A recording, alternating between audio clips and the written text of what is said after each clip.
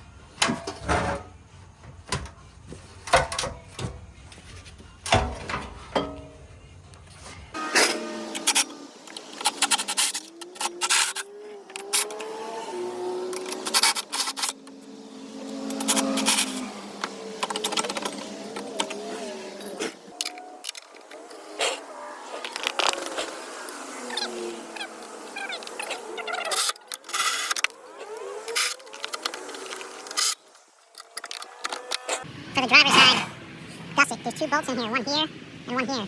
They're very tight in here. I'm going to save you some time. You're going to need a swivel, double swivel. Goes both ways. Alright, this is a Craftsman, it does both ways. This is what you need. On the back side, use a regular depth socket. Alright, you're going to need a double extension. You're going to need a double extension for the back. Alright, this is how long. So it's pretty long, alright, maybe about 16 inches total. And you will need a breaker bar. If you don't have a breaker bar, then you can use your impact to get them off. They're very tight. And in the front, you're going to need a 14 feet. So that should save you some time. Even my Milwaukee can't get these off, but this is only like 40 foot-pounds too, so whatever. Take these off first. Here. Let's see what I'm doing.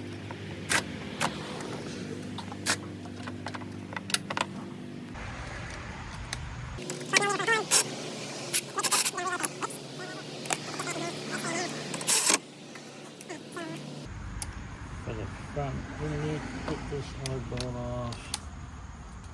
Nuts in the front. Nuts in the front, bolts in the back. Pull it off this way, it comes right out. And put your bolts back in.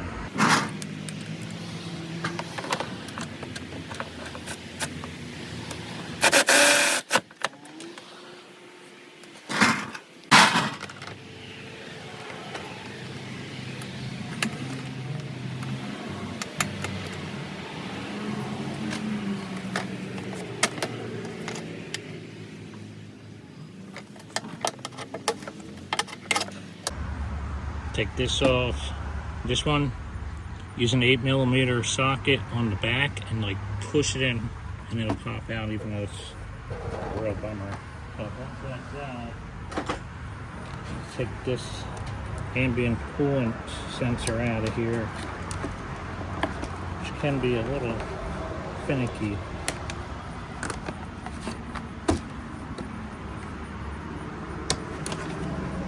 You don't know those pliers coming down, you probably good. Slide it off these blue clips. Come in here, take this out. Don't try to take this ambient sensor out until you get the bottom shroud out of the way, because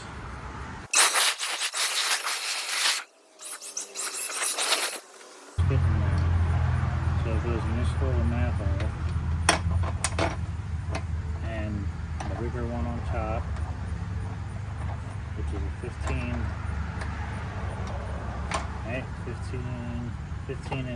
15 nut with a 14 millimeter bolt, but you know.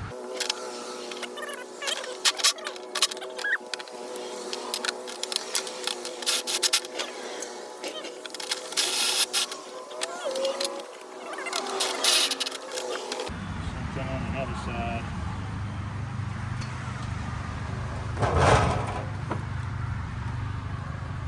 Except this side, the bracket is too tight, and this, they didn't make the bolt big enough. So this bolt actually has to thread in here, which is messed up, but I mean, it's still better than drilling this out. So for this top one, you're just gonna get this bolt started, put the nut on the back already, and just screw it in this way so there's no problem with the distance. And then just snug them down like the other side.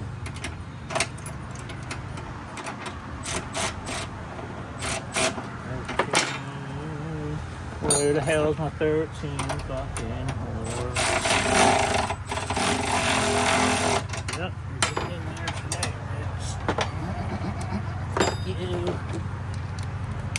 Goddamn hole's too big. Who made his hole too tight? Damn.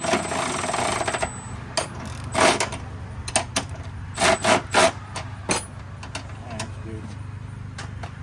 Here's the core.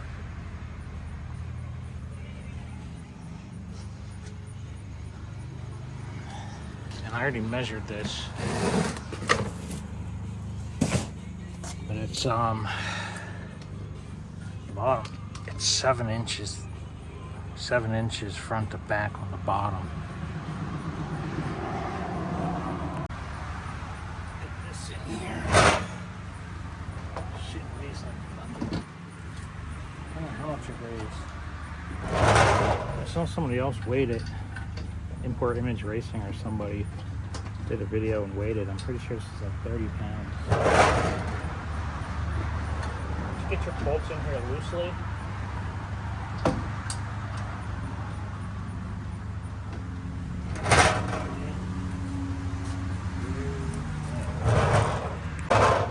Get the side bolts in loosely. You're gonna have to push it up some to get the top one in. Put the nut in the back. It's easier to access. It's easier to access through here. And then of course you're gonna need a nut.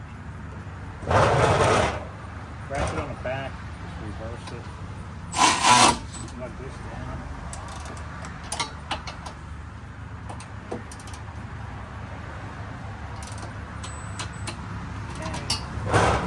And then these just zip in.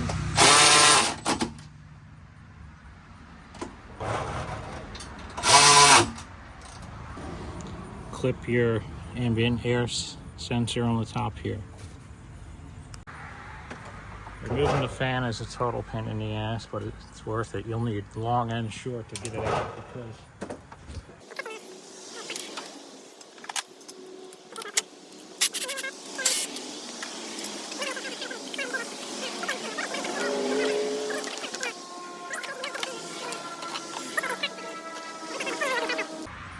take out the charge pipe retainer bolt right here, 12 millimeter. Just keep that somewhere, because you'll need it again. And now you have plenty of room without the fan to get that put.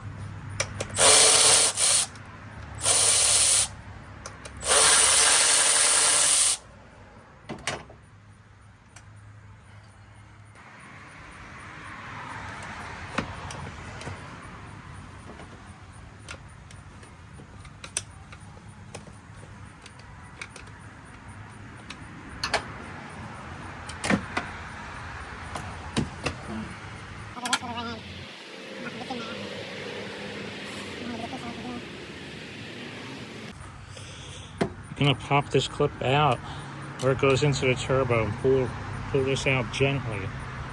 Alright, you're gonna reuse this clip and the seal in here. So this is how I got it in. Eyeglasses cleaner. This is small enough to get in here and spray around here to lubricate it enough to move it. Because I had to make a lot of adjustments to get this bolt in here and still make sure the pipe is in there right without clamping on the ribbed part of the pipe, and still maintain some distance between the metal and this tube, whatever that tube is. So now it's at least rubbing on the silicone.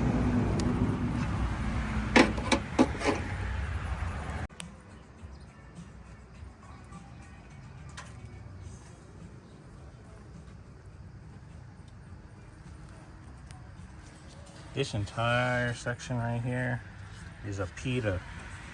Down there, I had to put that together outside of the car. This one here is a real pain in the neck to line up right. This one's not too bad, but this one, like you can see where it's like folding. So I had a boost leak. I had to come in here and readjust it. Now I saw somebody did a video, you had to cut these bolts off. You don't need to cut that off. The reason why, I have this here just in case, but the reason why his tube was hitting the bolt is because he had the pipe too far in here. So initially it was hitting this, and I slid this out and adjusted it, and now it doesn't hit it. It's fine. I had to come back and retighten all these and these two. They're as tight as they go now, which is what ETS said to do.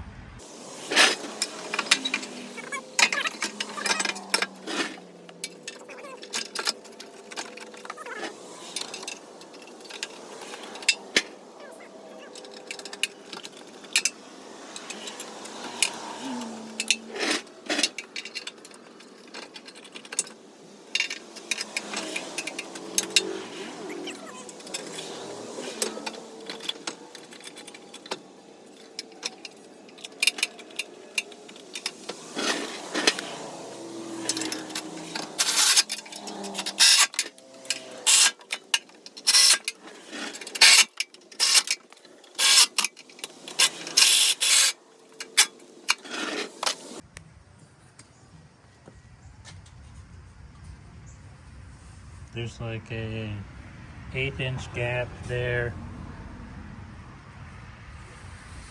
Okay, it's not touching there.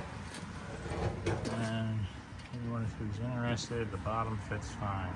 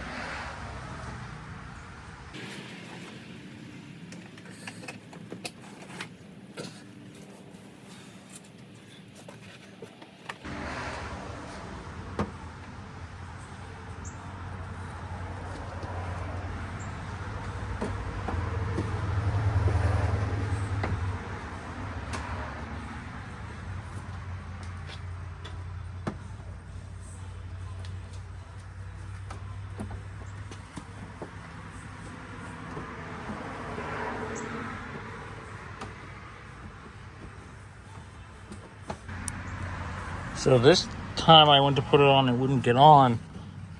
These holes wouldn't line up.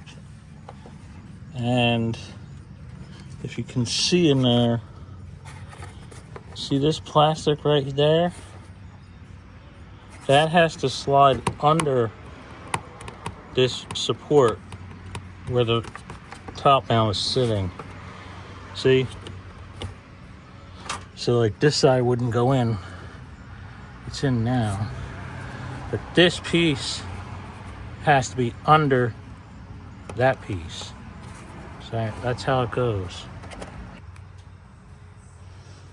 For the side, you want to push the headlights first and push it this way and bring it up and around. This goes on. God damn. This goes on the outside of this. All this goes inside.